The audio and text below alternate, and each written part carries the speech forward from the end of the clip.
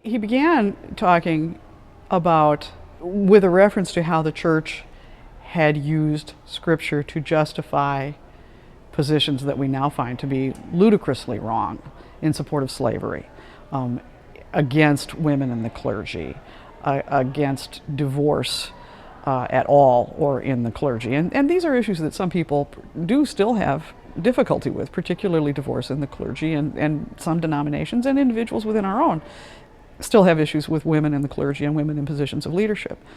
And the notion that stuff that the church just unilaterally said was wrong, morally wrong, and used Scripture to support that position, even 100 years ago or 150 years ago, and we look at it now and go, what could they have been thinking?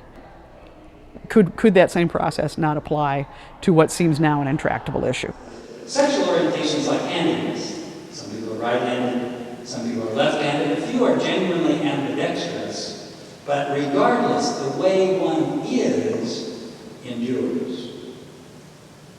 Well, then the issue is homosexuality as sin. Now, either heterosexual sex or homosexual sex can certainly be sinful in the way that people behave.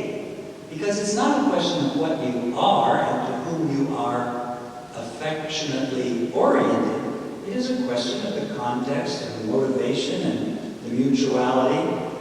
For us as Christians, the ideal, of course, is that two people who love each other should be committed to one another for life, in marriage.